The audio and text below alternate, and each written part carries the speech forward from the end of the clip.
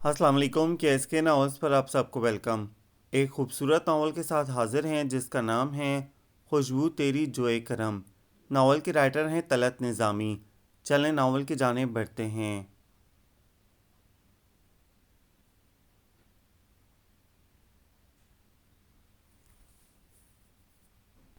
پرسکوت ماحول میں اس صبح کی خوش خرامی برگ نخل کی طرح شگفتہ ہو گئی تھی۔ بہت سی الجھنوں کے پیچ و خم سے دل ایک لمحے کو آزاد ہوا جا رہا تھا کہ اس مقدس ماحول کے روح رواں سب کے سب خود کو سمجھ رہے تھے۔ ایک شعلہ سا تھا جو ہر لفظ بھڑک اٹھتا تھا۔ ایک قطرہ شبنم تھا کہ علم سے سلگتے دلوں پہ پھائے کا کام کرتا۔ ایک محبت تھی جو نرمی میں حریرو و برینہ کو مات دیتی۔ ایک عشق تھا، عشق جو صدق خلیل ہے، صبر حسین رضی اللہ عنہ اور غازی حسین۔ آئی صدائے جبرائیل تیرا مقام ہے یہی، اہل فرات کے لیے عیش و دوام ہے یہی۔ سبحان اللہ کہیے کہ خدا خود اپنے بندوں سے کہتا ہے کہ اپنے پیغمبر فخر انسانیت مسیحائے امت پر درود بھیجو، میں خود اس پر درود بھیجتا ہوں۔ سبحان اللہ سبحان اللہ۔ کون بدبخت زبان تھی جس پر رشک و فخر آپ جو کی مانند روانہ تھے۔ سفید دوپٹوں سے ڈھکے سر یوں جھکے تھے کہ اپنے محبوب کے دربار میں ان سے بڑا کوئی اور غلام تو ہو۔ آپ صلی اللہ علیہ وسلم کی تبلیغ و شعلہ حیات تھی جس نے اندھیروں کو تب و تاب و نور و سرور بخشا تھا، جو آج بھی ہر مومن کے دل میں جل رہا ہے اور جلتا رہے گا، کیونکہ اسے مانند کر کے اپنے زوال کو آواز نہیں دینی ہے ہم نے۔ میری بیٹیوں، میری بہنوں، میری مومن بیبیوں، اپنے آپ کو کمزور مت سمجھو، جرات و مہارت کے پیغمبر بن جاؤ کہ تمہارے دلوں میں ایمان ہے، اور مومن کبھی بزدلی کی سرحدوں کو نہیں دیکھتا۔ مادیت کے کوثار کو ٹھوکروں سے توڑ دو، اسے اپنی زندگی کے ہر موڑ پر حائل نہ ہونے دو، ورنہ نفس کی کمزوری ایمان کی کمزوری بن کر تمہارے وجود کو گھن کی طرح چاٹ جائے گی۔ خدا کو پہچانو، اس کے نبی کو پہچانو، زندگی خود بخود سہل ہوتی جائے گی، وگرنہ جس نے مادیت کے اصنام کو پہچان لیا وہ وہیں گر گیا۔ اسی کو سجدے کیے، وہ ایک سجدہ جسے تو گراں سمجھتا ہے، ہزار سجدوں سے دیتا ہے آدمی کو نجات۔ ایک سجدہ کرو اپنے رب کے آگے جو ہزار غلامی کا نجات دہندہ ہے۔ میڈم عائشہ ایک جذب کے عالم میں تھیں۔ خدا اور رسول صلی اللہ علیہ وسلم کی محبت سر چڑھ کر بول رہی تھی اور راج کر رہی تھی، پھر وہ مجذوب کیوں نہ بنتی۔ کالج کا چپڑاسی کسی کام سے وہاں سے گزرا تو فوراً ناک تک نقاب سرکایا، تو بہت سی طالبات نے ایک دوسرے کو دیکھ کر نظریں چرا لی تھیں کہ ایک مومنہ وہ تھیں اسلام کی پیروکار ہونے کے تمام لوازمات احکام سے مزین، اور ایک وہ خود کو سمجھ رہی تھی آدھے آدھے حصوں میں خود کو منقسم، آدھی مشرق کی آدھی مغرب کی۔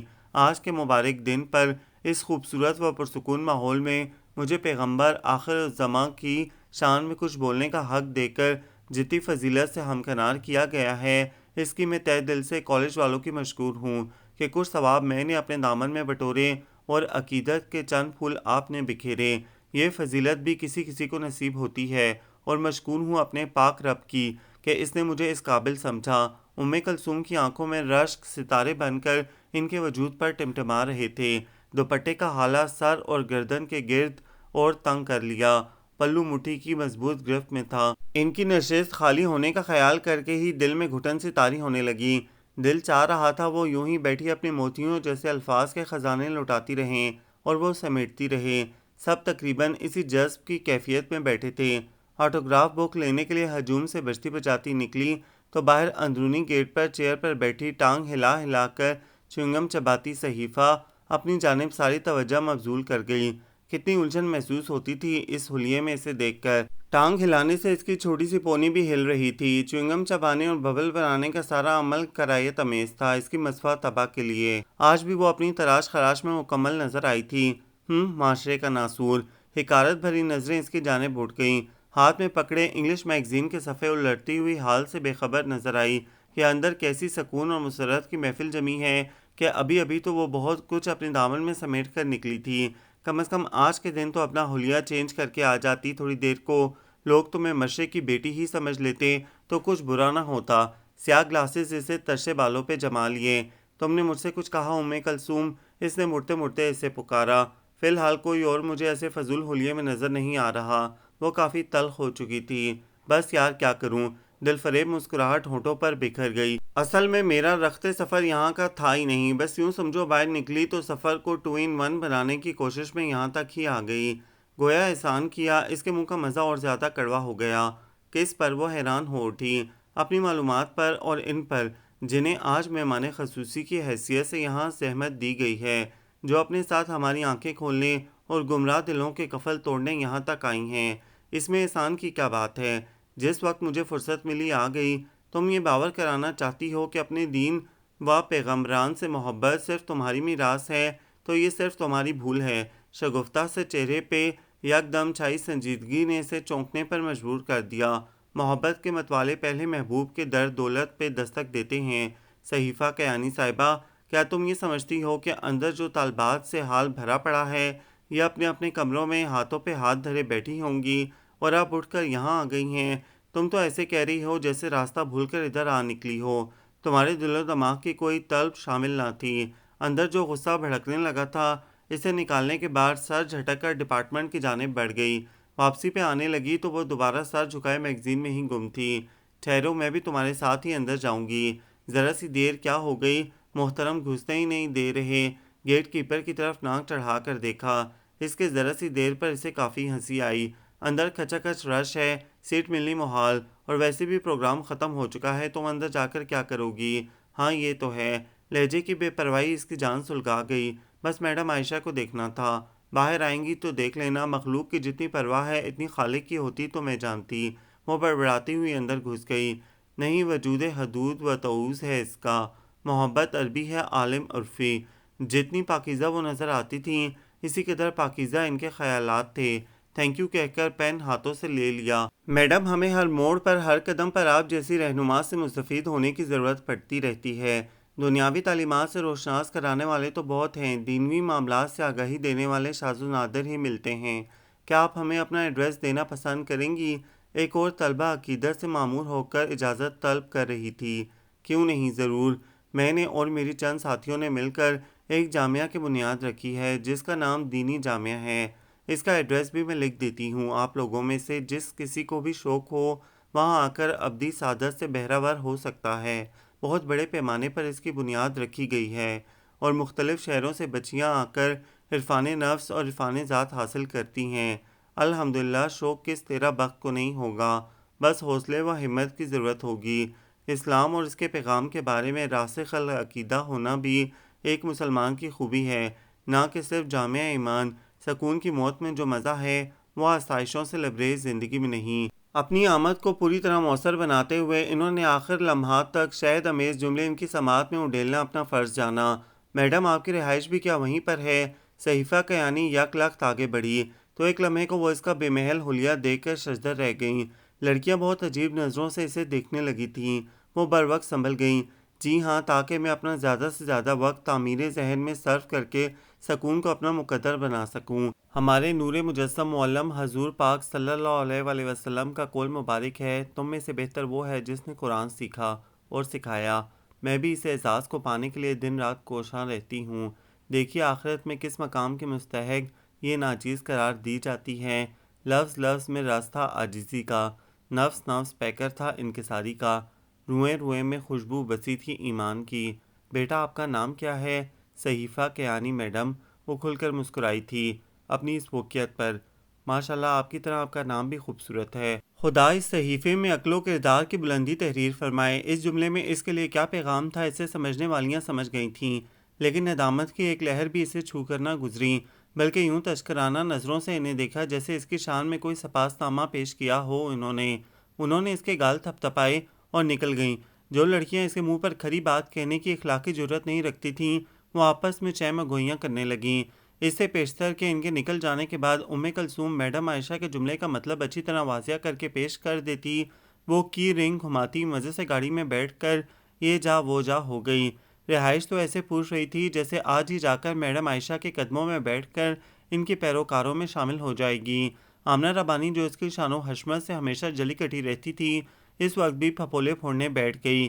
اللہ نہ کرے جو اتنی کھلے ماحول کی پروردہ اس شفاف درسگاہ میں قدم رکھ کر اسے بھی کثیف کرے۔ پتہ نہیں چلتا کہ میڈم کی شخصیت کے حامل ان کی اسٹوڈنٹس بھی ہوں گی۔ بائی دی وے، سوچنے کی بات تو یہ ہے کہ صحیفہ کے عنی کو اپنی آؤٹ ڈور سرگرمیوں سے اتنی فرصت مل جائے گی کہ وہ جامعہ حاضری دینے کے لیے جائے، سب کہنے کی باتیں ہیں، ورنہ وہ اور میڈم عائشہ ندی کے دو کناروں کی مانند ہیں۔ رضوانہ نے کہہ کر معاملہ بھی کلیئر کر دیا۔ نہیں بے کسی کی ذرا مجھ کو پرواہ، کہ ہیں میرے یاور محمد صلی اللہ علیہ وآلہ وسلم، محمد صلی اللہ علیہ وآلہ وسلم۔ پھر بہت دنوں تک میڈم عائشہ کی زبان سے نکلا ہوا یہ شعر ذہنوں میں گردش کرتا رہا۔ ان کی شخصیت اور انداز بیاں کی طرح طالبات نے اور شدت سے کمی محسوس کرنی شروع کر دی جب سے میڈم زہرا نے بتایا تھا کہ جلد ہی کالج میں دینی اور بنیادی تعلیم کے لیے درس کا پیریڈ شروع کیا جا رہا ہے، جو کہ کلاسز کے سٹارٹ میں ہو جایا کرے گا۔ ایمان کی حرارت سے مزین دلوں میں عقیدت کا رنگ اور نمایاں ہوا۔ میڈم اس سے بڑھ کر اور کیا بات ہوگی؟ ہماری نجی زندگیوں کے متعلق چھوٹے چھوٹے بہت سے حل طلب مسائل ہوتے ہیں جنہیں بر وقت رہنمائی کی ضرورت پیش آتی ہے۔ آج کے نفسا نفسی کے دور میں جب سوچنے سمجھنے کی فرصت بھی قلت فراغت کا شکار ہونے لگی ہے، ایسے میں اگر ہم نے اپنے آپ کو پہچاننے کی صفت کھو دی تو اس سے برا وقت اور کوئی نہ ہوگا، اور اپنی پہچان ایک مسلمان ہونے کے ناطے صرف دین اسلام ہی ہے۔ اللہ ایسی آزمائش سے سدا ہمیں محفوظ رکھے۔ سب سے آگے مولانا شجاع الدین بریلوی کی ہونہار اور نیک صفت بیٹی کلثوم بھی اس جذبے کو داد تحسین بخشنے کے لیے تھی۔ جملے جذبوں کی ترجمانی کر رہے تھے۔ آپ صحیح کہہ رہی ہیں کلثوم، لیکن یہ حیران کن بھی ہے کہ اپنے گھر میں روشنیاں بانٹتا چراغ رکھتے ہوئے بھی اتنی طلب اس کی آنکھیں عقیدت سے معمور تھیں۔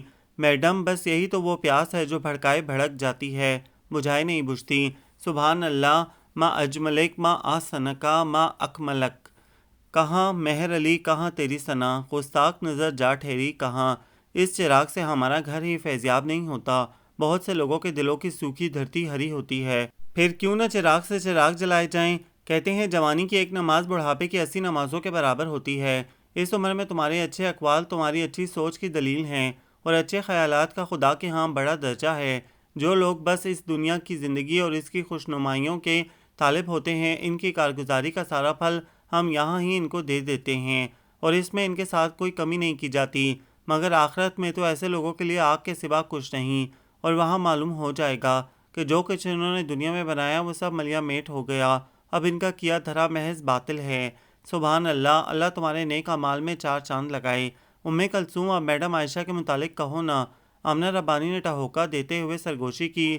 وہ دھیرے سے مسکرا دی۔ میڈم، ایک بات کہنی تھی آپ سے، بلکہ یوں کہہ لیں میری بڑی خواہشوں میں سے ایک ہے۔ وہ ملتمس ہوئی۔ ہاں بولو۔ میڈم، ہمیں درس کے پیریڈ کو حقیقی معنوں میں بامقصد بنانا ہے، یہ نہیں کہ وقت گزاری کے لیے چند باتوں میں اپنے قیمتی اوقات کو ہم گنوا دیں۔ صحیح کہہ رہی ہو، لیکن مطلب یہ کہ ہمیں میڈم عائشہ کو اپنی معلمہ تسلیم کر کے خوشی ہوگی۔ آخرکار وہ مدعا بیان کرنے میں کامیاب ہو گئی، اور وہ سوچ میں پڑ گئیں کہ میڈم عائشہ کو اپنے جامعہ سے فرصت ہی کہاں ملتی تھی کہ وہ صبح کا ٹائم یہاں دے سکیں، کس قدر مصروف تھیں اپنے نیک مقصد میں۔ اب دنیا میں وہ بہترین گروہ تم ہو جسے انسانوں کی ہدایت و اصلاح کے لیے میدان میں لایا گیا ہے۔ تم نیکی کا حکم دیتے ہو، بدی سے روکتے ہو، اللہ پر ایمان رکھتے ہو۔ آل عمران۔ اسی لیے تو انہوں نے یہ بھلا دیا تھا کہ وہ عورت ہیں، انہوں نے صرف یہ یاد رکھا تھا وہ انسان ہے جسے انسانوں کے کام آنا ہے، اور اگر انہوں نے مصروفیت کا کہا تو پلیز میڈم آپ اصرار کر لیجئے گا۔ آتش شوق کچھ اور بھڑکا۔ اوکے، وہ مطمئن ہو گئیں۔ پتہ نہیں بات اس طرح بنے کہ نہ بنے۔ آپ لوگ ایسا کریں کہ کچھ لڑکیاں ہر ایئر سے منتخب کر لیجئے اور خود ہی جا کر اس معاملے کو نپٹا لیجئے۔ آپ لوگوں کے جذبوں میں بہت شدت ہے، اللہ آپ کو کامیاب کرے۔ یہ تجویز سبھی کو پسند آئی تھی۔ اپنے ڈپارٹمنٹ میں اس بات کا تذکرہ کیا تو صحیفہ بھی ہاتھ ہلاتی ڈائس پر آ گئی۔ میرا نام بھی لکھو، میں بھی چلوں گی۔ بعض چیزیں کتنی غیر مناسب جگہ فٹ ہونے کے لیے ہاتھ پیر مارنے لگتی ہیں۔ تعصب سے اس کے چہرے کو دیکھا۔ ہمیشہ کالج لیٹ پہنچنے والی، پیریڈ سے غیر حاضر رہنے والی لڑکی اس سمے ٹانگ اڑاتی عجیب ہی لگی۔ فرصت نکالوں گی تو مل ہی جائے گی، لیکن میں جاؤں گی ضرور، اٹل لہجے میں کہتے ہوئے پرس سنبھال کر ہال سے باہر نکل آئی۔ ضد چہرے پر رقم تھی۔ یہ محض اس کی ضد ہے، ورنہ جسے نصاب سے دلچسپی نہ ہو وہ صاحب نصاب سے کیا دلچسپی رکھے گا؟ ویسے بھی ہر معاملے میں یہ مجھ سے ضد پر ہی لگی رہتی ہے۔ خدا جانے میری برابری کر کے اسے ملے گا کیا؟ تمہاری خوبیوں سے جلتی ہے صحیفہ۔ وہ سوچتی ہے تم جتنا نام کمائے، کالج کے ہر معاملے میں آگے آگے رہ کر تمہاری ہمسری کرے۔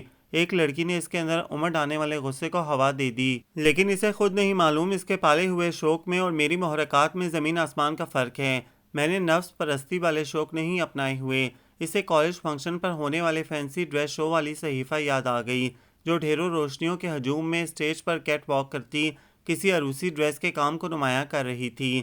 بیک گراؤنڈ میں میوزک نے ماحول کو اور سحر انگیز بنا رکھا تھا۔ اس کے کام کو اتنا سراہا گیا کہ سہراب جان نے باقاعدہ اسے ایک ایڈورٹائزنگ میں ماڈلنگ کی آفر کر دی، جو خود ایڈورٹائزنگ ایجنسی کا مالک تھا اور اس وقت موجود تھا۔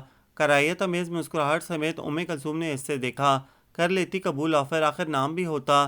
اس نے ازلی خوبصورت مسکراہٹ سے اسے دیکھا، فرصت نہیں ہے مجھے، پھر اگلے ہفتے پاپا آنے والے ہیں، ان کے ساتھ مصروف ہو جاؤں گی، پھر کہاں ٹائم دے پاؤں گی۔ بڑا افسوس ہوا۔ تعصب کا مظاہرہ کرتی کلثوم وہاں سے چلی گئی۔ لوگوں کو ہدایت بخش دینے کی ذمہ داری تم پر نہیں، ہدایت اللہ جسے چاہتا ہے بخش دیتا ہے۔ البقرہ۔ اس بات کو سال بھی گزر گیا تھا اور آج ہی وہ جب اپنی اہمیت جتا کر اور اپنی ضد کا اظہار کر کے گئی تو چھٹی کے ٹائم جب کلثوم اپنے ڈرائیور کے ساتھ آ رہی تھی تو اس نے صحیفہ کو سہراب جان کی گاڑی میں اپنی حشر سامانیوں کے ساتھ جاتے دیکھا۔ تو یہ ہیں اس کی مصروفیات۔ اس نے نفرت سے لب بینچ لیے۔ ایک غیر محرم کو یہاں ساتھ بیٹھنے کی ممانعت ہے، وہاں پہ اتنی لڑکیاں اپنے حد سے باہر نکلتی کیا ثابت کرنا چاہتی ہیں؟ سہراب جان کی آنکھوں میں چڑیاں پھنس جانے والی چمک نظر آئی۔ بہت اونچا اڑ رہی ہو صحیفہ کیانی، لیکن منہ کے بل گر کر اپنی نسوانیت و وقار کی تذلیل نہ کر بیٹھنا۔ تمہارے تقاضے تو اتنے اونچے ہوتے ہیں کہ برابری کی دوڑ میں آگے رہنا چاہتی ہو، لیکن یہ محرک تمہیں اڑنے نہیں دیں گے۔ ضد الگ چیز ہے۔ دوسرے روز جانے والی لڑکیاں ہر ایئر کی علیحدہ ہو گئیں، جن میں سی آرزو شامل تھیں اور چند ایک کچھ اور صحیفہ ابھی نہیں پہنچی تھی۔ کالج وین انہیں لے جانے کے لیے تیار کھڑی تھی۔ کسی کو اس کا انتظار تھا کہ نہیں؟ کلثوم کو بالکل نہیں تھا۔ وہ ہمارے گروپ میں شامل ہونے کی ضد پکڑے بیٹھی ہے، لیکن اس کے شوق یکسر علیحدہ ہیں۔ سب لان میں جمع ہو چکی تھیں۔ پرنسپل صاحبہ نے بیٹھنے کو کہا۔ میڈم صحیفہ نے اپنا نام دیا تھا لیکن ابھی تک پہنچی نہیں ہے۔ کنزا نے یاد دلایا تو وہ کھول اٹھی۔ چلو 5-10 منٹ اور دیکھ لو، آتی ہی ہوگی۔ اس کی سورس ہمیشہ اس کی بے قاعدگیوں کے ٹائم ڈھال بن جاتی ہیں، جس پر وہ اور کھٹتی۔ میڈم وہ 10:30-11 سے پہلے نہیں آئے گی، 8:30 بجے اس کے آنے کا ٹائم ہوتا ہی کب ہے، اور ہم نے اسی لیے تو جلدی کی ہے کہ میڈم عائشہ 9:30 نکل جاتی ہیں اپنے جامعہ کے لیے۔ اتنی غیر مناسب لڑکی کو اتنی خاص شخصیت سے ملانے کا خیال بھی اس کے لیے ناپسندیدہ تھا۔ اس کی اپنی ایکٹیویٹیز کم ہیں کیا جو اس میں بھی ٹانگ اڑانے کو تیار ہے؟ وہ سوچ کر رہ گئی۔ یہ تو ہے، چلو ایسا کرو تم لوگ جاؤ، مسئلہ جلدی کا ہے، ورنہ میں ضرور روک لیتی۔ اشارہ پاتے ہی اس نے سب کو سوار ہونے کو کہہ دیا اور گاڑی سٹارٹ ہو گئی۔ کالج گیٹ سے نکلتے ہوئے سامنے بیٹھی کلثوم نے واضح دیکھ لیا تھا کہ صحیفہ اپنی گاڑی سے نکل کر ڈرائیور کو کچھ کہہ رہی ہے، غالباً واپس جانے کے لیے، لیکن اس نے یوں دم ساتھ لیا گویا دیکھا ہی نہ ہو۔ سفید کلف لگے شلوار کرتا پر سفید ہی دوپٹہ لیے صحیفہ عام دنوں سے کتنی مختلف لگ رہی تھی۔ پرنسپل صاحبہ باہر ہی مل گئیں۔ میڈم کیا سب چلی گئیں؟ سلام کے بعد حیرانی سے اس نے پوچھا۔ آنکھوں میں ملاقات کا اشتیاق نمایاں تھا۔ انہیں اسد افسوس ہونے لگا۔ 2-3 منٹ سے زیادہ نہیں ہوئے ہوں گے انہیں نکلے ہوئے۔ ہمیشہ لیٹ کالج پہنچنے والی بے پرواہ سی لڑکی آج کتنے اہتمام سے موقع محل کی مناسبت سے تیار ہو کر آئی تھی۔ ہاں بیٹے، ابھی تو گاڑی نکلی ہے۔ اس کی آنکھوں کی جوت مانند سی پڑ گئی۔ ہم نے سوچا تم حسب معمول لیٹ آؤ گی، اور تمہیں تو پتہ ہی ہوگا میڈم عائشہ کی مصروفیت کا۔ پھر بھی میڈم روز کی بات اور ہے، آج کی بات کچھ اور ہے۔ میں کلثوم کو نام لکھوا کر گئی تھی، پھر یہ کیوں ہوا؟ غلطی ہو گئی، تم ایسا کیوں نہیں کرتی؟ میں ایڈریس سمجھا دیتی ہوں، تم اپنی گاڑی میں چلی جاؤ۔ گاڑی مجھے چھوڑنے کے بعد فوراً چلی گئی ہے۔ دراصل گرینڈ ماں کی طبیعت کچھ خراب ہے، انہیں ڈرائیور کو اسپتال لے کر جانا تھا۔ لیکن ایک بات میں ضرور کہوں گی میڈم کہ کلثوم نے جان بوجھ کر ایسا کیا ہے۔ میں غیبت نہیں کرنا چاہ رہی، لیکن اتنا اسے ضرور سمجھا دیجیے گا کہ اگر وہ اتنی ہی کٹر مسلم ہونے کی دعوے دار ہے تو یہ مومنہ کی صفت نہیں کہ وہ عہد کی خلاف ورزی کرے۔ جو بھی اپنے عہد کو پورا کرے گا اور برائی سے بچ کر رہے گا وہ اللہ کا محبوب بنے گا، کیونکہ پرہیزگار لوگ اللہ کو پسند ہیں۔ آل عمران۔ اتنی گہری سنجیدگی تھی اس کی آواز میں کہ وہ خود کو مجرم سمجھنے لگی تھیں۔ وہ کہہ کر رکی نہیں، پیریڈ لینے کے لیے آگے بڑھ گئی۔ میرے دل میں ہے یاد محمد صلی اللہ علیہ وسلم، میرے ہونٹوں پہ ذکر مدینہ، تاجدار حرم کے کرم سے عالیہ زندگی کا کرینہ۔ یہ عزت، یہ توقیر بخشنے والا صرف میرا رب ہے، جس نے ایک بار پھر آپ جیسے چاہنے والوں کے بیچ مجھے لا بٹھایا ہے۔ صرف وہی ذات ہے جو جسے چاہے اوج با کمال دے اور جسے چاہے پستی سے ہمکنار کرے۔ اسی لیے فرمایا گیا، اور تم اللہ سے تجدید ایمان کی دعا کرتے رہو۔ ایک تقدیر الہی اور معیشت عزتی کا مقام ہے جہاں کسی کا کچھ زور نہیں، اسے صرف اسی کی خوشنودی سے جیتا جاتا ہے۔ تناب ایمان ہمارے ہاتھ میں ہو تو اس کی رضا ہمارے ہاتھ میں ہوگی، بصورت دیگر منزل کیا، راہ رو اور راستے کیا، ایمان سے خالی دلوں کو کیا طلب کہ آج کبرا کیا ہے، عشق و مستی کیا ہے، خدا کے لیے خود کو مٹا دینا کیا رتبہ رکھتا ہے۔ میڈم عائشہ اپنی شیریں زبان میں سب کے دلوں کو قابو کیے بیٹھی تھیں۔ میڈم، شکریہ تو آپ کا ادا کرنا چاہیے کہ اپنے قیمتی وقت سے ہمارے لیے بھی حصہ نکالا اور آج سب سے پہلے ہماری طرف آپ کے قدم اٹھے ہیں۔ کلثوم سرشار تھی۔ نہیں، شکریہ میرے رب کا، جس نے ایک مبارک کام کے پرچار کے لیے مجھے اس قابل جانا اور بہت سے دلوں میں الجھی پیچیدگیوں کو سلجھانے کے لیے مجھے مامور فرمایا۔ آپ بھی شکر ادا کریں اور میں بھی مشکور ہوتی ہوں کہ اس نے ہمیں اتنی عزت سے ہمکنار فرمایا، ایک ایسے سلسلے میں جس کے نتیجے میں اس کی خوشنودی میں اپنے دامن میں سمیٹتی ہوں اور میرے دل میں بھی سکون و راحت کے گل کھلتے ہیں۔ ہم اپنے درس کو صرف خطاب تک ہی محدود نہیں رکھیں گے بلکہ ایک مشن کے طور پر سر انجام دیں گے، کیونکہ نیکی و بھلائی کے کاموں کو ابر رحمت سمجھنا چاہیے، جس کی وسعت اتنی ہوتی ہے کہ گرد و غبار میں لپٹے ہر گل و غنچہ دھل جاتے ہیں، ابیگنا حیات جگمگا اٹھتا ہے۔ انشاءاللہ میڈم، ویسے بھی اسلام سمیٹنے کا نہیں، پھیلاؤ کا دین ہے۔ جتنے بھی اس کے احاطے میں آ جائیں اس کی وسعت جوں کی توں رہتی ہے، کسی رحمت قدے میں تنے صحیفے کی طرح، جس کے سایہ عافیت میں کسی اور شے کی طلب باقی نہیں رہ جاتی۔ اور پھر جب کلثوم نے فخر سے اپنا تعارف کروایا کہ وہ مولانا شجاع الدین بریلوی کی بیٹی ہے تو ان کی آنکھیں مسرت سے جگمگا اٹھیں۔ مجھے خبر تھی یہ چمک کسی ہیرے کی ہی ہے۔ انہوں نے اس کی پیشانی چوم لی۔ میں نے بھی ان کے علم سے فیضیابی حاصل کی ہے کچھ دنوں تک۔ جو کچھ بھی میں ہوں اس ذات باری تعالیٰ کا دیا ہوا تو ہے، لیکن وسیلہ مولانا صاحب ہی بنے ہیں۔ اب یہ سن کر کلثوم کے حصے میں مسرت و حیرانی آئی تھی۔ آج کل بھی وہ لاہور گئے ہوئے ہیں تبلیغی جماعت کی امامت کرتے ہوئے، اور چند ہفتوں میں ان کی واپسی ہے۔ سب اس کی برتری کو دیکھ رہی تھیں اور سمجھ چکی تھی کلثوم اپنے تعارف سے ہی میڈم عائشہ کی نظر میں جو مقام بنا چکی ہے وہ مقام شاید کسی اور کے لیے ہو کہ نہ ہو۔ ان کی تعلیمات اسلامی کا سلسلہ بڑھتا چلا گیا۔ آپ رواں کی مانند ان کی زبان سے جو جملے نکلتے وہ ہیرے موتی سے کم نہ ہوتے، لیکن سب سے بڑا مسئلہ ٹائم کا تھا، جو کہ آدھ گھنٹے ہی تھا، اور لڑکیاں کوئی مسئلہ پوچھتیں، کوئی مبہم آیات کی تشریح کی خواستگار ہوتی تو سیرت نبی صلی اللہ علیہ وسلم اور قرآن کا حوالہ دیتے ہوئے بہت لمبی گفتگو ہو جاتی اور بہت کچھ سیکھ لینے کی پیاس تشنا ہی رہ جاتی۔ اس سلسلے میں بھی کلثوم نے پرنسپل سے بات کر کے ٹائم پون گھنٹے تک بڑھوا لیا تھا اور فری پیریڈ کی قربانی دے دی تھی، جس سے ان کی نگاہوں میں اس کی قدر اور بڑھ گئی تھی۔ یہی نہیں، اب وہ میڈم کے ہر معاملات میں اپنی شرکت کی خواہش مند رہتی۔ پرنسپل صاحبہ نے ایک روز بڑے فخر سے اسے دیکھ کر کہا تھا، میں کلثوم میں ایک اور میڈم عائشہ کی صورت دیکھ رہی ہوں۔ یہ تعریف اس کا سرمایہ تھی۔ فخر کی 2-4 سیڑھیوں پر وہ اور کھڑی ہو گئی۔ صحیفہ مسلسل کئی روز سے غیر حاضر تھی۔ پہلے بھی وہ کالج میں مہمانوں کی طرح آتی، لیکن جب سے سوراب جان کے ساتھ دیکھا تھا اب ذہن میں اسی کے ساتھ گھومتی پھرتی نظر آتی۔ وہ سختی سے لب بھینچ لیتی۔ اس دن یوں ہی باتوں باتوں میں اس کا تذکرہ نکل گیا تو نفرت سے ہونٹ سکیڑ لیے۔ تم لوگوں کو کیا خبر وہ اس وقت کہاں ہوگی اور کیوں ہوگی؟ ویسے صحیفہ کیانی اپنی گفتار سے بالکل بھی کرپٹ نہیں لگتی۔ وہ ہر ایک کے دل کو مول لیتی ہے۔ کتنوں کی نظر میں وہ صرف اپنی باتوں کی وجہ سے جگہ بنائے ہوئے تھی۔ اپنی خامیوں کے پردہ پوشی کے لیے باتوں کا رنگین خول تو اوڑھنا ہی ہے اس نے۔ ایسے لوگ بڑی مہارت سے اپنے ناسور جیسے کارناموں پر پھائے رکھتے چلے جاتے ہیں۔ بڑے باپ کی بیٹی ہے، کارنامے بھی بڑے بڑے ہی کرے گی۔ اللہ ایسی بڑائی سے باز ہی رکھے۔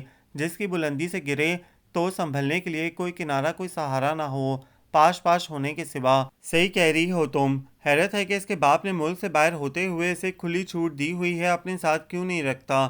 بوڑھی دادی کے ساتھ رہ کر اپنی نفس پرستی کو کھلی چھوٹ دی ہوئی ہے اور سوراب جان کے ساتھ زندگی کی خوش خرامیوں کو انجوائے کر رہی ہے۔ واٹ، سوراب جان جو ہمارے فینسی ڈریس شو میں آیا تھا اپنی جیب میں؟ ہاں، میں نے خود اپنی آنکھوں سے اسے اس کے ساتھ اس کی گاڑی میں دیکھا ہے بھائی۔ اس میں حیرت کی بات بھی کیا ہے؟ فرسٹ ایئر سے اب تک اس کی الگ ہی چال ڈھال اس بات کی خمازی کرتی ہے، اس کے اس روپ کو نمایاں کرتی ہے۔ کپڑے تک وہ آج تک باوقار پہن کر نہیں آئی، ہر بات میں مغربی تقلید کی زندہ و جاوید تفسیر بن کر سامنے آتی رہی ہے۔ اب اس معاملے میں بھی مغربی روش ہی اختیار کرے گی نا؟ جہاں 18 سال لڑکے لڑکیوں کی عمریں ہوتے ہی اپنی راہ الگ متعین کرنے پر قادر ہو جاتے ہیں، اس سے کچھ بعید بھی نہیں، لیکن بڑی بری پھنسی ہے صحیفہ کیانی۔ سوراب جان کے پاس ایسی چوائس تو وافر تعداد میں ہوں گی۔ ایسے رئیس زادوں کے پاس خوبصورتی محض شو پیس سے زیادہ اہمیت نہیں رکھتی، جسے ہاتھ میں مسلنے کے بعد پھینک دیا جائے۔ برے کام کا انجام برا ہی ہوتا ہے۔ جو اللہ کے حضور نیکی لے کر آئے گا اس کے لیے 10 گنا اجر ہے، اور جو بدی لے کر آئے گا اس کو اتنا ہی بدلہ دیا جائے گا جتنا اس نے قصور کیا ہے۔ الانعام، جو ببول بو کر پھل کی امید رکھے وہ احمق ہوتا ہے۔ مجھے تو لگتا ہے صحیفہ کا باپ امریکہ سے اسے اونچا اوڑھنے کے لیے پرپرزے خود ہی فراہم کرتا ہے، ورنہ اچھی جڑوں سے اچھی پود ہی جنم لیتی ہے، اور وہ بندہ تو غیر قومیت کا بھی ہے۔ یہ صحیفہ کو کیا سوجی، سوراب جان بدھ مت کا پیروکار، اور کہاں یہ ہیرا کی آنکھیں تفکر سے لبریز تھیں۔ اگر اسے قومیت اور غیر قومیت کی اتنی ہی فکر ہوتی تو میرے خیال میں یہ راہ اختیار ہی نہ کرتی، لیکن خدا جسے دین کی سمجھ دینا چاہتا ہے اسے بھلائی کی راہ بھی دکھاتا ہے۔ اے انسان، تجھے جو بھی بھلائی حاصل ہوتی ہے اللہ کی عنایت سے ہوتی ہے، اور جو تجھ پر مصیبت آتی ہے وہ تیرے کسب و عمل کی بدولت ہے۔ النساء۔ خیر چھوڑو، اس قصے سے فائدہ ہی کیا، جس سے لینا کچھ نہیں۔ وہ کوئی اور ٹاپک شروع کرنا ہی چاہتی تھیں کہ موضوع گفتگو آتی دکھائی دی۔ جینز اور وائٹ شرٹ میں سنہرے بالوں کے اوپر سن گلاسز چڑھائے وہ مغرب کی ہی کوئی دوشیزہ معلوم ہو رہی تھی۔ ہیلو ایوری بڈی۔ ابھی تو سب اس کے خلاف دلوں میں زخموں کو تازہ کر کے بیٹھی تھیں، اب اس کی آمد اور اس کی خوش اخلاقی نے عجیب ماحول پیدا کر دیا۔ السلام علیکم۔ کلثوم نے جان بوجھ کر لفظ چبا کر مصافہ کو ہاتھ بڑھائے۔ او سوری، مجھے خبر نہیں تھی، ادھر کچھ دین کے علمدار بیٹھے ہیں۔ مسکرا کر اس نے ہاتھ تھام لیے، لیکن اس کا غصہ نقطہ عروج پر پہنچ گیا۔ اللہ کو مانو صحیفہ کہ یعنی جس دین کے علمدار میں ہوں تم بھی ہو، لیکن کبھی تم نے اظہار مسلمانی نہیں کیا۔ پس پردہ بہت گہری تنبیہ تھی۔ ایک لمحے کو سایہ ندامت اس کے چہرے پر بھی لہرا گیا۔ یار مجھے اتنی فرصت ہی نہیں ملتی کہ ہر لمحے کو انداز مسلمانی بنا سکوں۔ تم جیسی لڑکیاں ہیں جو فخر کے قابل ہیں، پھر مجھے کس بات کا غم۔ چہرے پہ بے حد سادگی تھی۔ یوم حساب میرا وسیلہ لے کر تمہیں نہیں جانا، یا کسی اور پارسا کو ساتھ نہیں لے جانا۔ ہر ایک کو اپنے اعمال کا الگ جواب دہ ہونا ہے، اور ڈرو اس دن سے جب کوئی کسی کے ذرا کام نہ آئے گا، نہ کسی سے فدیہ قبول کیا جائے گا، نہ کوئی سفارش ہی آدمی کو فائدہ دے گی، اور نہ مجرموں کو کہیں سے کوئی مدد مل سکے گی۔ البقرہ۔ اور یہ راہ جو تم نے اپنائی ہے نا صحیفہ، اس کا انجام صرف ایک لڑکی کے لیے باعث ندامت نہیں ہوگا، پوری فخر نسوانیت تباہ ہو جائے گی تمہاری اس روش کے اپنانے میں۔ اپنے انداز کا ڈھیر سارا زہر آخر کار اتار ہی دیا۔ What do you mean؟ اسے جیسے شوق لگا۔ اجلا شفاف چہرہ کہاں سے داغداری کی گواہی دے رہا تھا۔ تمہارے سوراب جان کے ساتھ جو تعلقات چل رہے ہیں اسے تو صرف میں نے دیکھ ہی لیا ہے، اب ساری دنیا دیکھے گی۔ اپنے کام سے کام رکھو، اٹس مائی پرسنل میٹر۔ شعلہ سا اس کے سفید چہرے پر لپکا تھا۔ خوب، پرسنل کہہ کر تم کب تک سب کو چپ کرواؤ گی؟ میں تم سے بار بار کہہ رہی ہوں کہ ان راستوں سے واپس آ جاؤ جس میں گمراہی کے سوا کچھ بھی نہیں۔ اس کا انداز ناصحانہ بھی اس پر اثر انداز نہ ہو سکا۔ میں بھی بار بار کہنا چاہتی ہوں کلثوم کہ یہ میرا پرسنل معاملہ ہے۔ جتنے سبھاؤ سے وہ بات کر رہی تھی، کوئی اور لڑکی ہوتی تو کلثوم کے اس انداز پر، اور وہ بھی سب کے سامنے، بات شدید نوعیت کی ہو جاتی۔ سر جھٹک کر مزید کچھ کہنا بیکار سمجھ کر وہ خاموش ہو گئی، لیکن تیرا صرف نگاہیں ڈالنا نہ بھولی۔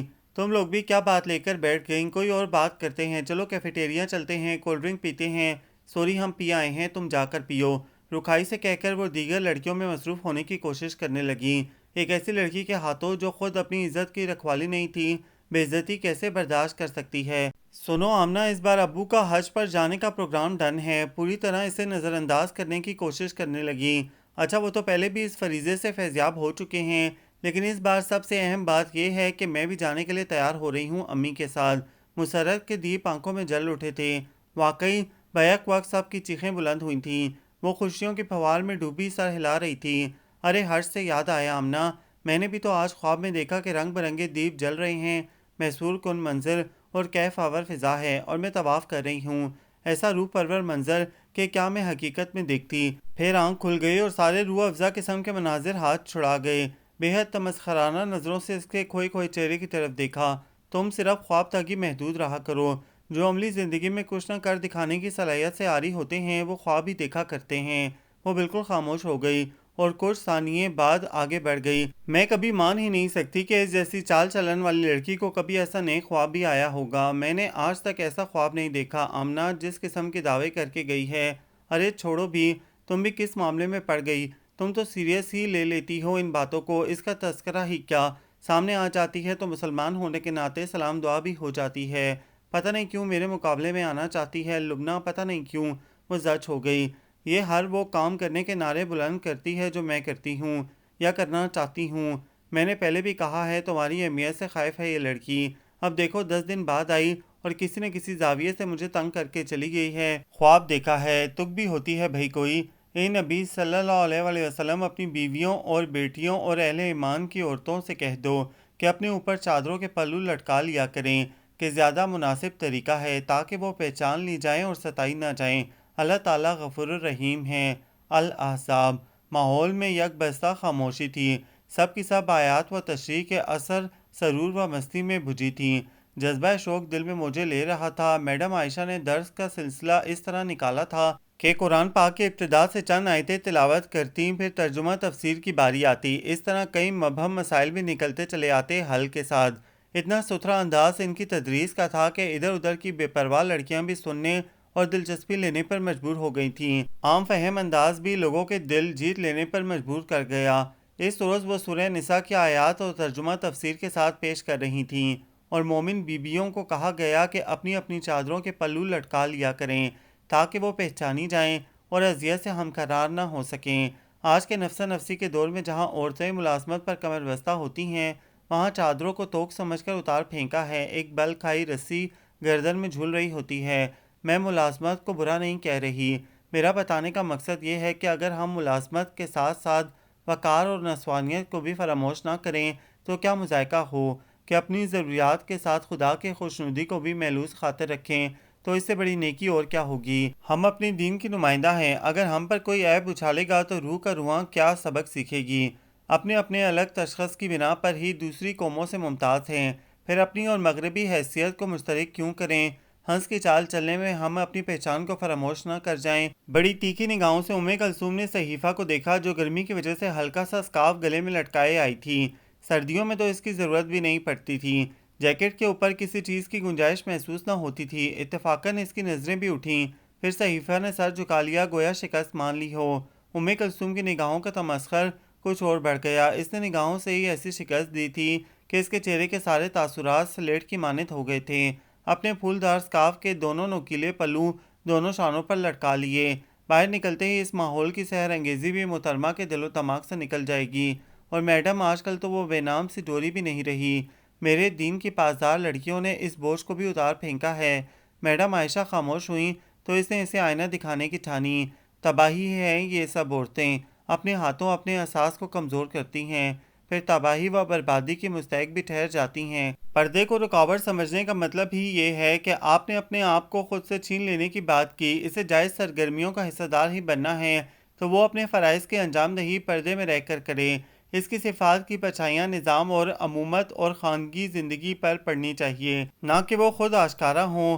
اقبال عورت کو خطاب کرتے ہیں کہ جہاں تابی و زنور حق بیاب موڑ کہ اوبا ست تجلی در حجاب است، پھر اپنی تجلی سے نامحرم کو کیوں سرفراز کریں۔ اور میرے خیال میں میری کسی مومنہ بہن اور بیٹی کو اچھا نہیں لگے گا کہ اس کے حسن کو دیکھنے والا محرم کے سوا کوئی اور بھی ہو۔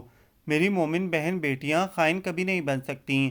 صحیفہ سر جھکائے جانے کی ان سوچوں میں گم تھی۔ میڈم آپ گمراہوں کو راستے پر لانے کی بات کرتی ہیں، انہیں اپنی عزتوں کو خاطر میں رکھتے ہوئے سیدھا اور بھلائی کا راستہ دکھانے کی بات کرتی ہیں، تو ایسے انسان کو کیسے بھلائی کے نور سے آگاہ کیا جائے جو پرسنل میٹر کہہ کر اپنی غیر جائز سرگرمیوں پر پردہ ڈالنے کی کوشش کرے۔ کنکھیوں سے ادھر دیکھا معلوم جو تھا انہیں نازک مرحلے پر بولنے کے لیے صحیفہ کے پاس کوئی دلیل نہیں۔ بس حقیقت یہ ہے، جسے اللہ ہدایت بخشنے کا ارادہ کرتا ہے اس کا سینہ اسلام کے لیے کھول دیتا ہے۔ الانعام۔ دین کی سمجھ جسے آ گئی، سمجھو وہ بھلائی کے راستوں پر گامزن ہو گیا، بصورت دیگر نتیجہ بھی الٹ ہوگا۔ نبی کریم صلی اللہ علیہ وسلم نے فرمایا، حیا ایمان کا جز ہے۔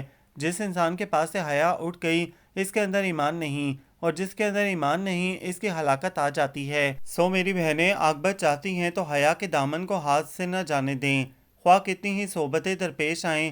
لفظ عورت کا مطلب ہی ہے پردہ، پھر تفسیر اس کے الٹ کیوں؟ اپنے تئیں صحیفہ کے فاسد قدروں کی حوصلہ شکنی کر کے کلثوم اسلامیات کا پیریڈ لے کر باہر نکلی تو وہ باہر آمنہ، لبنہ، عالیہ وغیرہ کے گھیرے میں نظر آئی۔ صحیفہ انگلش لٹریچر پڑھتی تھی اور پیریڈ 2 گھنٹے بعد شروع ہونا تھا۔ دور سے دیکھا صحیفہ کچھ کہہ رہی تھی اور باقی سب سن رہی تھیں۔ ورطہ حیرت میں ڈوبی وہ بھی پہنچ گئی۔ کیسا وجد انگیز نشہ تھا، کیسی پرکیف فضا تھی۔ میں نے سفید براق احرام باندھا ہوا، میرے دونوں ہاتھوں میں سفید پھول ہیں اور میں نااہل اس دربار سلطانی میں روزے سے لپٹ کر رو رہی ہوں۔ مجھے آنسوؤں کی دھن میں کچھ نظر نہیں آ رہا سوائے روزہ اقدس کے، لیکن یہ سہانا منظر ایک لمحے کو ہی رہا اور پھر میری نیند ٹوٹ گئی۔ اس نے گہری سانس لی۔ صحیفہ کے چہرے پہ خواب کا سا عکس ہنوز نمایاں تھا، وہ اب تک کھوئی ہوئی تھی۔ کیا ہوا بھائی، کیوں کھڑے ہو تم لوگ اس طرح؟ چلو آمنہ، ہسٹری کا پیریڈ شروع ہونے والا ہے۔ حقیقتاً اسے اس کی کسی بات کا اعتبار نہیں تھا۔ چلتے ہیں۔ دراصل صحیفہ اپنا آج کا خواب سنا رہی تھی۔ آج پھر وہ عجیب طریقے سے ہنسی۔ ہاں کلثوم، آج پھر میں نے خود کو اس مقدس جگہ پر حاضری دیتے دیکھا ہے، اور اب تو یوں لگتا ہے جیسے اس جگہ پر جائے بنا اب میرا دل مانے گا نہیں۔ اس ماحول کی سحر انگیزی میں اپنے دل میں سمو لینا چاہتی ہوں۔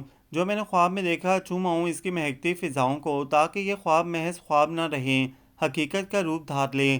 بس اب کے پاپا آئیں تو میں اصرار کروں گی کہ بس وہاں لے چلیں۔ اس کا حلیہ اس کے اقوال سے مناسب نہیں لگ رہا تھا۔ اچھا تو پھر آ جاؤ پیریڈ کے لیے۔ آگے آگے جاتے ہوئے ان کو بھی اشارہ کیا، وہ وہیں کھڑی رہ گئی، باقی آگے نکل گئیں۔ حیرت ہے، میں نے آج تک ایسے خواب نہیں دیکھے۔ یہ روز روز اتنے خوبصورت مقامات کی سیر کیسے کر آتی ہے؟ مجھے تو حسرت ہی رہی ایسے خواب کی، اور یہ اتنی نیکی و سچائی کی مجسمہ نہیں کہ ایسے خواب کی مستحق ٹھہرے۔ ہمیں روک کر سنانے لگی تو اب ہم کیسے کہہ سکتے تھے کہ نہیں بھائی رہنے دو؟ ویسے مجھے جھوٹ محسوس نہیں ہوتا، جانے کیوں۔ اب کسی کی سچائی اس کے چہرے پر تو نہیں لکھی ہوتی کہ وہ کول کا کتنا سچا ہے۔ اس کی کسی بات کا یقین نہیں آتا تھا، اور آج تو سب کے سامنے اسے آئینہ دکھا کر کتنی خوشی محسوس ہو رہی تھی۔ خیال تھا سبق سیکھ جائے گی اب وہ۔ کتنی ہی ایسی لڑکیاں آتی تھیں جو دولت و شان کا روب و داب ڈالتی ہیں اور مغربی ثقافت کی تصویر بنی مشرقی اتوار کی دھجیاں بکھیرتی نظر آتیں، لیکن صحیفہ کیانی جانے کیوں اس کی ضد بن چکی تھی۔ شاید اس لیے بھی کہ اس کی ہر بات میں دانستہ اور نادانستہ شریک رہنے کی کوشش کرتی تھی وہ، یا اس لیے بھی کہ اس نے کبھی اس کی بات کو غور طلب سمجھ کر خود کو تبدیل کرنے کی کوشش نہیں کی۔ کوئی تو محرک ضرور تھا جو اس کے وجود کو اس سے دور کھینچتا، اور اب تو ایک تازہ خبر اس کے اعصاب کو ہلا رہی تھی۔ عورت کی حیثیت عرفی کو بحال رکھنا کتنا مشکل کام بن گیا تھا اس صدر اسلام میں۔ کہاں گئی وہ عرب لڑکی فاطمہ بنت عبداللہ جو غازیوں کو پانی پلانے میں شہید ہو گئی تھی، جس کے بارے میں شاعر نے کہا تھا، فاطمہ تو آبروئے امت مرحوم ہے، ذرہ ذرہ تیری مشت خاک کا معصوم ہے۔ آج کی عورت اپنے نام کا کس طرح غلط استعمال کر کے اس حد تک کائنات کو دھندلا کرنے پر تلی ہے۔ ماؤں کی پیشانیوں پر جو لکھا ہوتا ہے وہی قوم کی تقدیر ہوتی ہے۔ سیرت کی پختگی ایک عورت کا زیور ہوتی ہے جس کے بغیر وہ کچھ بھی نہیں۔ پھر صحیفہ کیانی سہراب جان سے شادی کر کے عورت کے کس رتبے کی پامالی چاہتی ہے؟ پورے کالج میں یہ خبر رقصہ تھی۔ کچھ ورثہ حیرت میں تھے اور کچھ یہ جان کر مطمئن تھے کہ اس کے اتوار یہی بتاتے تھے، لیکن کلثوم کے اس کے عورت ہونے کے ناطے شدید صدمہ پہنچا تھا۔ میڈم عائشہ نے بھی اس روز کے درس میں یہی بتایا تھا، اور اے نبی صلی اللہ علیہ وسلم، مومن عورتوں سے کہہ دو کہ اپنی نظریں بچا کر رکھیں اور اپنا بناؤ سنگھار نہ دیکھیں، اور اپنے پاؤں زمین پر مارتی ہوئی نہ چلا کریں کہ جو زینت انہوں نے چھپا رکھی ہے اس کا لوگوں کو علم ہو جائے۔ النور۔ پھر وہ کیا کرنے چلی تھی، اور خواب سنو ذرا اس پارسا کے۔ پھر پورے دن وہ اسی غمزدہ احساس سے دوچار رہی۔ تباہی و بربادی ایسے ہی تو عورت کا مقدر نہیں بن جاتی، وہ اپنے ہاتھوں اپنے پاؤں پر کلہڑا مار کر تقدیر کو دوش دیتی ہے۔ میڈم عائشہ نے 12 ربیع الاول کے موقع پر سیرت و کردار نبی صلی اللہ علیہ وسلم پر ایک مجلس اور میلاد کا اہتمام کیا تھا۔ کلثوم چیف سیکریٹری کے فرائض انجام دے رہی تھیں۔ پرکیف فضا میں سرور و شوق کا عنصر رچا بسا تھا۔ آنکھوں میں اپنے پاک نبی صلی اللہ علیہ وسلم سے محبت کے حوالے سے عشق کا سرور موج بن کر ہلکورے لے رہا تھا۔ دل نبی صلی اللہ علیہ وسلم کی یاد سے معمور تھا اور اس کی محبت میں مخمور بھی۔ اسٹیٹ سیکریٹری کے فرائض بھی کلثوم انجام دے رہی تھی۔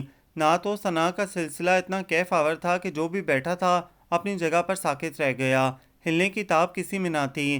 ایک امرت تھا جو کانوں میں دھیرے دھیرے ٹپک رہا تھا۔ میڈم عائشہ نے سیرت نبی صلی اللہ علیہ وسلم کا جدید دور کے انسان کے رویے سے جو تقابل پیش کیا، ایک لمحے کو مادیت میں ڈوبے دل بھی تھرا گئے، غیور پیشانیاں عرقے آلود ہو گئیں۔ مسلمانوں کی پریشان خاطری آشفتہ سری کا راز فاش کیا، جس کی نظر میں جدوجہد کا معیار خود اس کے قدموں پر آ گرا، جس کی جدوجہد صرف اس مسافر خانے کے لیے رہ گئی جس سے کب کوچ ہو جانا ہے۔ یہ اسے نہیں معلوم، اتنا شعور نہیں کہ نفس کی ڈور ٹوٹتے ہی اس کی جدوجہد سے کمائی گئی دنیا یہاں ہی رہ جائے گی۔ میں ابھی مایوس نہیں مسلمان کی آشفتہ سری سے، کیونکہ میں خدا کی رحمت سے مایوس نہیں۔ جو انسان کو صراط مستقیم دکھاتا ہے، جو ایک ہمتوں والی زندگی دکھاتا ہے۔ اس قبولیت کے لمحے کا انتظار کرتے ہیں جب نا امیدیاں راستہ تلاش ہی کرتی رہ جائیں گی تو راستہ نہ ملے گا، بے راہ روی ارک ندامت لیے پلٹ جائے گی، اسلام کی کرن پھیل کر اجالے دلوں میں بھر دے گی۔ یہی ہم سب کی دعا ہونی چاہیے۔ بہت دنوں بعد صحیفہ کیانی نے اپنی جھلک دکھلائی تھی، سفید کپڑوں میں ہمیشہ کی طرح عیاری کو مات دیتی۔ میڈم عائشہ کی تقریر کے وقت ہی اشارے سے اسے بلا لیا۔ اس نے ناگواریت سے دیکھا جیسے اس کا اس وقت کیا کام۔ کلثوم مجھے بھی اسٹیج پر آنا ہے۔ انہونی خواہش پر وہ حیران رہ گئی، نظروں میں تمسخرانہ لہریں جاگزی ہو گئیں۔ کس لیے؟ اور تم نے تو اپنا نام نہیں لکھوایا تھا۔ میں آ نہیں سکی سو نہ لکھوا سکی، اور 5 منٹ کے لیے ویسے بھی کسی کی حق تلفی نہیں ہوگی۔ یہ کیٹ واک کی اسٹیج نہیں صحیفہ کیانی، اس کے اوقات یاد دلانی چاہیے۔ اس کی پیشانی پر ننھے ننھے قطرے ابھر آئے، چہرہ تمتما اٹھا۔ میں بے شعور نہیں کلثوم، اگر تم نے اسٹیج کو اپنی میراث بنائی ہوئی ہے تو میں یہ شکایت پرنسپل صاحبہ تک پہنچاؤں گی، ورنہ میں واقعی زبردستی کروں گی اور تمہارا نام بہت اچھی فہرست سے نکل آئے گا۔ اس کی رگیں تن گئیں۔ ٹھیک ہے، میں اعلان کرتی تو ہوں، لیکن اتنا یاد رکھو صحیفہ کیانی، تم جیسی لڑکیاں 7 بار بھی پیدا ہو جائیں تو میرے سے مقابلے میں پیچھے ہی رہو گی۔ وہ پھنکاری اور اسٹیج کی جانب رواں ہو گئی۔ ایک سطحی خیالات کی مالکہ اسے دھمکی دے رہی تھی۔ اس کا تو اندر تک سلگ اٹھا تھا کہ یہاں بھی وہ مقابلہ بازی پر اتر آئی تھی۔ کس دل سے اناؤنس کیا تھا اس کے نام کا، یہ وہی جان سکتی تھی۔ اور کچھ ہی دیر میں صحیفہ کیانی کا ایک نیا ہی روپ سامنے آیا تھا جو حیران کن تھا۔ ثنا محمد صلی اللہ علیہ وآلہ وسلم اس کے دل سے نکل رہی تھی کہ سب کی سماعت خوش الحانی میں کھو گئی تھی۔ پیغام صبا لائی ہے گلزار نبی صلی اللہ علیہ وآلہ وسلم سے، آیا ہے بلاوا مجھے دربار نبی صلی اللہ علیہ وآلہ وسلم سے۔ ہر آہ گئی عرش پر یہ آہ کی قسمت، ہر اشک میں اب خلا ہے یہ اشک کی قیمت۔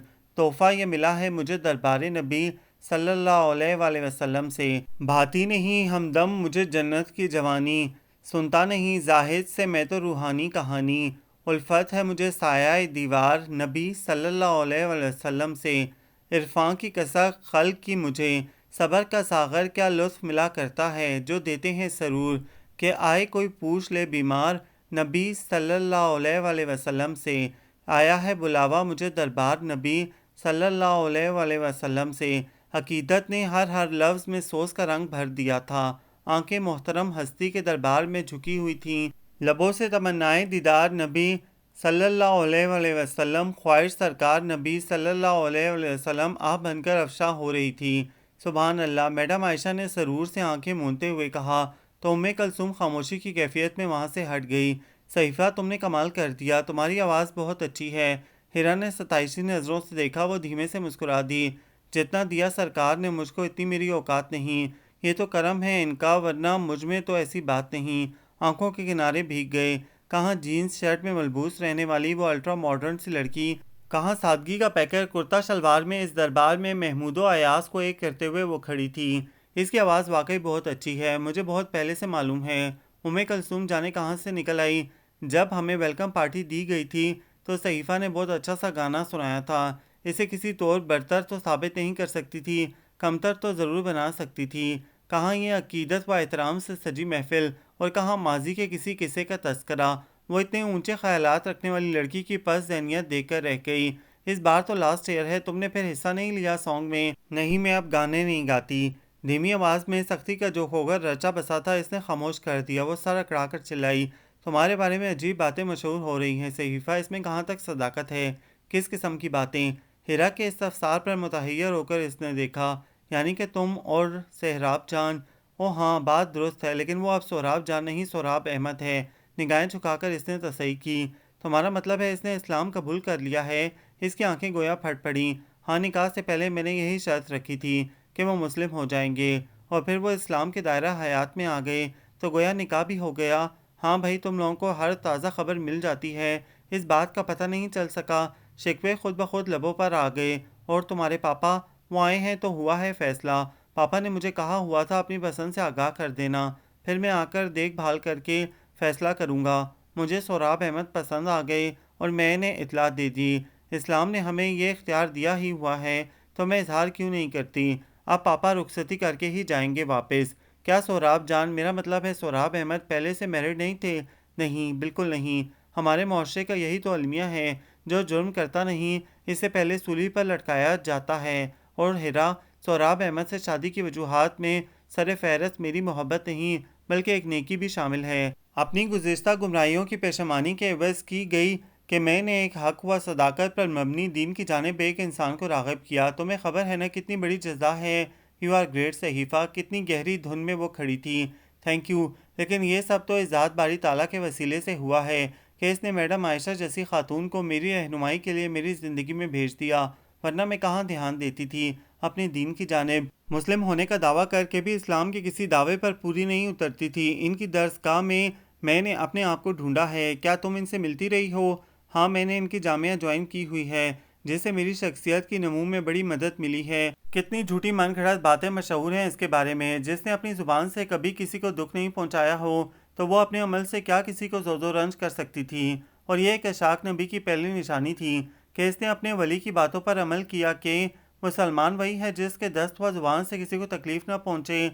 کلثوم بہت خوش تھی۔ وہ اس بار اپنے والد مولانا شجاع الدین بریلوی کے ہمراہ حج کا شرف حاصل کرنے کے لیے جا رہی تھی۔ ویسے بھی ایگزامز چند مہینوں بعد تھے اور اس سے پہلے اسے اپنی ازلی خواہش کی تکمیل کرنی تھی، روضہ پاک پر حاضری دے کر۔ میری قسمت کا ساتھ صدا اللہ نے دیا ہے۔ دیکھو، اس عمر میں مجھے اتنے بڑے شرف کا اہل سمجھا۔ خوش قسمتی صدا میرے قدم چومتی رہی ہے۔ کتنی سرشار تھی وہ، لفظوں سے مسرت کے سوتے پھوٹ رہے تھے۔ کلثوم، ہم سب کے لیے دعا کرنا۔ سب رشک و مسرت سے دیکھ رہی تھیں۔ سب کے لیے کروں گی۔ مجھے تو ہنسی اس بات پر آتی ہے کہ اس نے خواب کسی اور کو دکھائے اور شرف سے کسی اور کو نواز دیا۔ واضح اشارہ صحیفہ کی طرف تھا جو موجود نہیں تھی۔ کلثوم چلی گئی اس مبارک فریضے کو انجام دینے۔ سب اس کے نصیب کے عروج کو دیکھتی رہیں کہ واقعی اس کے جذبے خالص تھے۔ جو منزل اسے اس عمر میں نصیب ہوئی، میڈم عائشہ کو اس کے بغیر تنہائی کا بہت احساس تھا۔ وہ کہتیں، میرا ایک بازو چلا گیا ہے۔ ہر محفل اس کے بغیر ادھوری تھی۔ میڈم عائشہ جب سٹیج پر براجمان ہوتی تو ان کا پہلو سنا ہوتا، کیونکہ وہ اب کلثوم کے شوق کی بنا پر اپنے درس میں شریک کرنے لگی تھیں۔ کلثوم تلاوت کیا کرتی اور میڈم عائشہ تفسیر و تدریس سے ذہنوں کو منور کرتی۔ لڑکیوں نے بھی اس کی کمی کو بہت محسوس کیا تھا۔ پھر وہ واپس آ گئی۔ لڑکیوں کا دل چاہ رہا تھا اس کے ہاتھوں کو پکڑے رکھیں اور ان مقدس مقامات کا لمس محسوس کرتی رہیں۔ جو چھو آئے تھے ان نگاہوں کو سلام کریں۔ جس نے روضہ اقدس کا ہر منظر دیکھا، وہ ہر دوست کے لیے ابا کا تحفہ لے کر آئی تھی۔ وہاں پہنچ کر تو آنسو تھمنے کا نام نہیں لے رہے تھے۔ اتنی خوبصورت جگہ، اتنا خوبصورت منظر، بالکل شاعر کے اس شعر کی عکاسی کرتا ہوا۔ چھاؤں مہکی مہکی ہے، دھوپ ٹھنڈی ٹھنڈی ہے، شہر مصطفیٰ صلی اللہ علیہ وآلہ وسلم تیری بات ہی نرالی ہے۔ میرا بالکل دل نہیں چاہ رہا تھا وہاں سے آنے کو۔ ہم سوچ کر ہی سکون پا لیتے ہیں کلثوم۔ تم نے تو دیکھا ہے، اپنے رب کی خوشنودی تک کو محسوس کیا ہے۔ ہمیں تمہارا تحفہ بہت پسند آیا ہے کلثوم، تمہیں بہت بہت مبارک ہو۔ ایک عورت کے لیے اس سے بڑھ کر اور کوئی چیز مجھے نہ لگی، جسے حیا کا نام دیا جاتا ہے، لیکن چہرے کا اضمحلال کسی سے پوشیدہ نہ تھا۔ دل کی بات زبان پر آ ہی گئی۔ میں ایک رات اس مقدس شہر کے مقدس گھر میں تھی کہ میری آنکھ لگ گئی۔ خواب میں نے دیکھا صحیفہ کیانی حجر اسود کو چوم رہی ہے، طواف کر رہی ہے۔ عجیب بات ہے، بے حد عجیب۔ پہلے اس کی باتوں کو میں مذاق میں لیا کرتی تھی، لیکن میں نے خواب میں اسے حج کرتے ہوئے خود دیکھا ہے، اور اپنے آپ کو ایک بار بھی نہیں۔ کیا اس کے کارنامے کار ثواب کے مستحق تھے کہ ہر قدم پر خدا خوش ہوتا ہو؟ ہیرا سوچ کر رہ گئی، بحث نہ کر پائی۔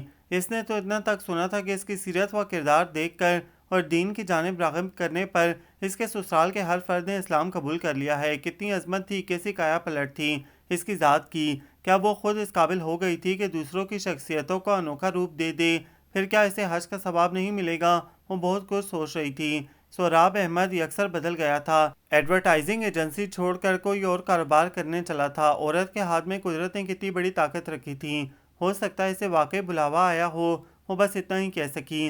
حیرانی اس بات پر نہیں کہ اللہ اسے ہر مرتبہ فراہم کر رہا ہے، حیرانی اس بات پر ہے جو جس شے کے لیے کوشاں نہیں، اسے اتنا عظیم مقام۔ وہ واقعی بہت حیران و مزمحل تھیں۔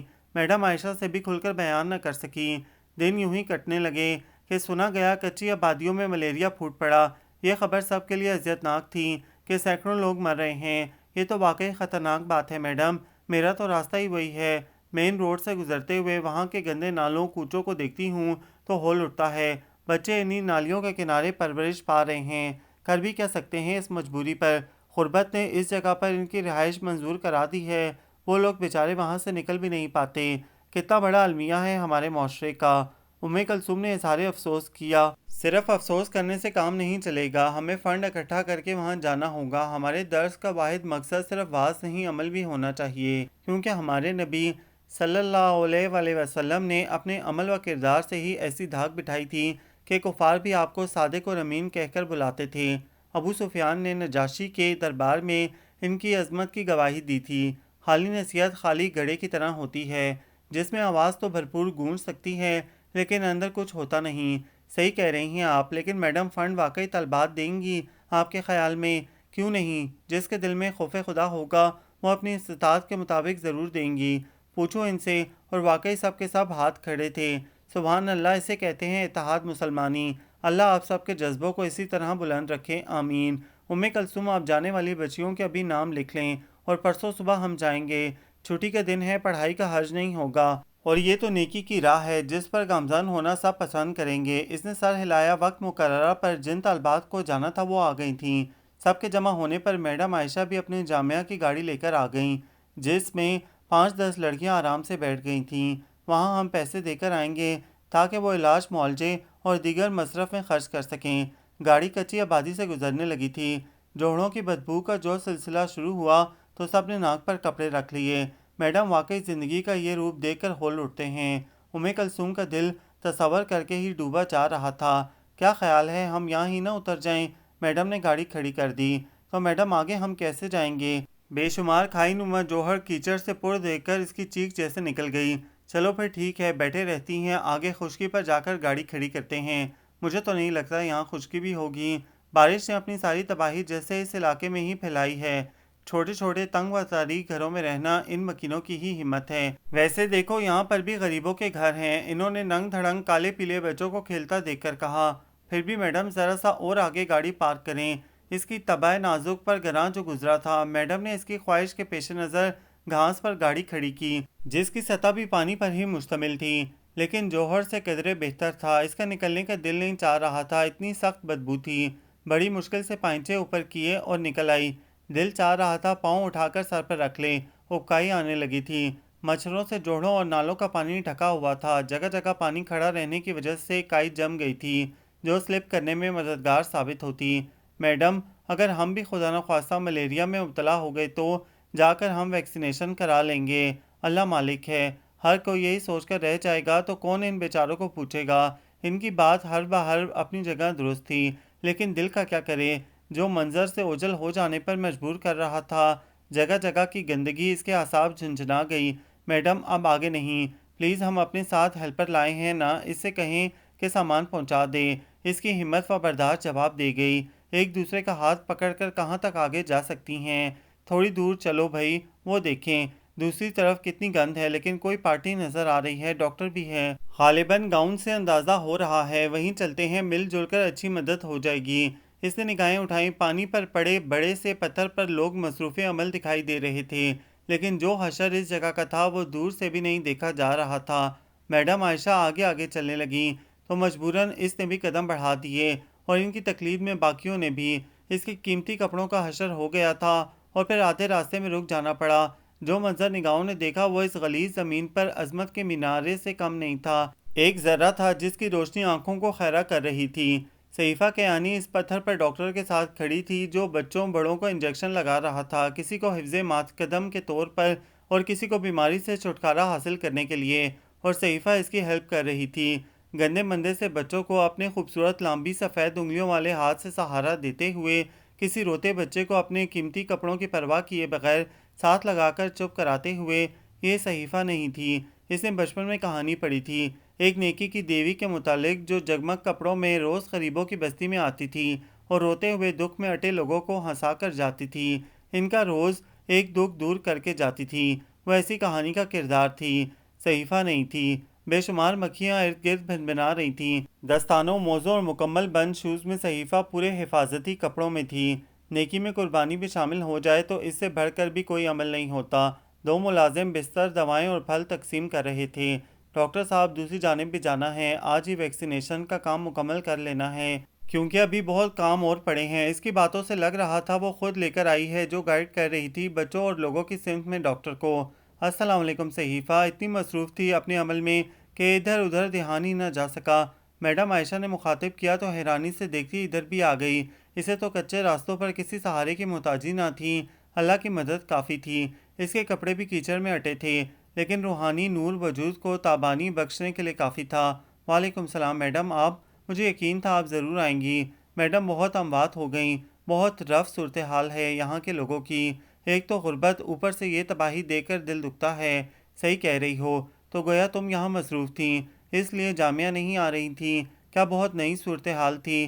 یہ بھی ہے، اصل میں تو ہمیشہ یہاں آتی جاتی رہتی ہوں۔ پچھلے دنوں کچھ مصروفیات آڑے آ گئی تھیں تو انہی دنوں یہ بیماری بھی پھیل پڑی۔ برسات کا مہینہ یہاں کے لوگوں کے لیے بہت سی آفات لے کر آتا ہے۔ ہم جیسے لوگ اپنے وسیع و عریض محلوں کی گیلریوں میں کھڑے ہو کر جب لطف اندوز ہو رہے ہوتے ہیں، اس وقت کتنے غریبوں کے گھر اجڑ رہے ہوتے ہیں میڈم، اور کتنی چھتیں ٹپکتی ہیں، کوئی اندازہ نہیں لگا سکتا۔ بس اسی خیال نے مجھے کبھی اس موسم سے لطف اندوز نہیں ہونے دیا۔ یہ بھی صحیح تھا، ورنہ میں شاید کبھی غریبوں کے لیے حتی المقدور کوشش نہ کر پاتی۔ صحیفہ کے دونوں ہاتھوں میں سفید پھول نظر آ رہے تھے۔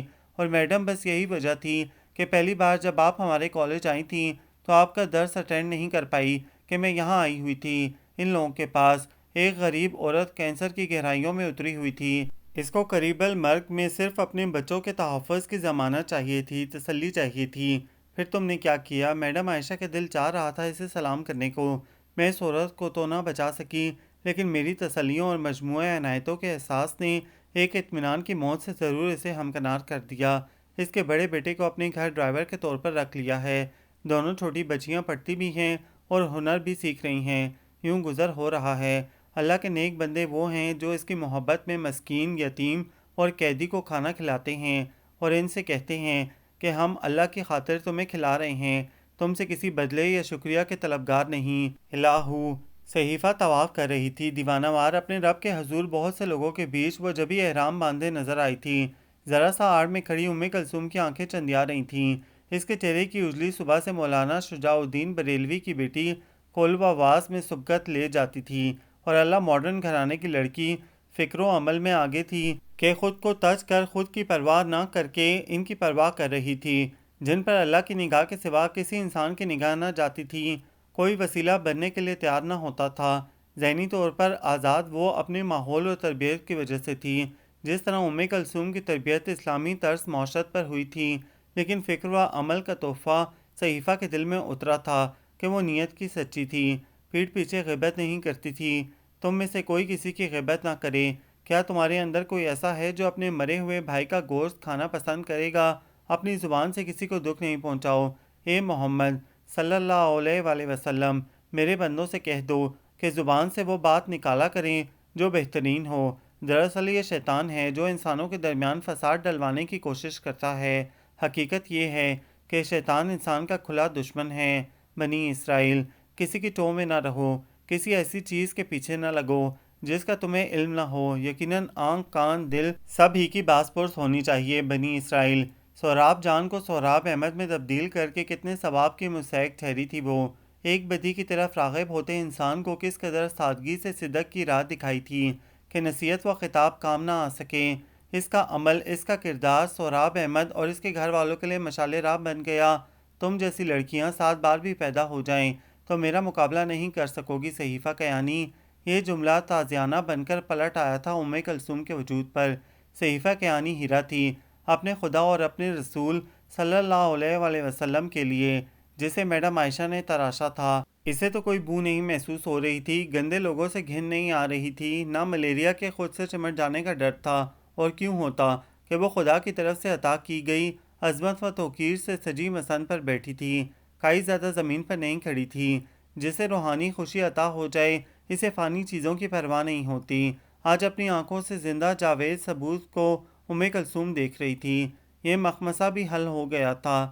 صحیفہ کیانی واقعی حج کر رہی تھی، اپنے ہاتھوں میں پھول لیے اپنے محبوب صلی اللہ علیہ وآلہ وسلم کے روضے پر نچھاور کر رہی تھی۔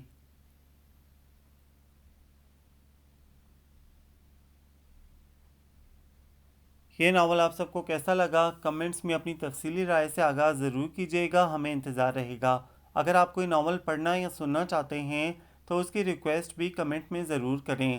ہم وہ ناول سرچ کر کے آپ لوگوں کے لیے شیئر ضرور کریں گے۔ ہمارے چینل کو لائک کریں، شیئر کریں، سبسکرائب کریں۔ بہت جلد ملیں گے ایک اور خوبصورت نئے ناول کے ساتھ۔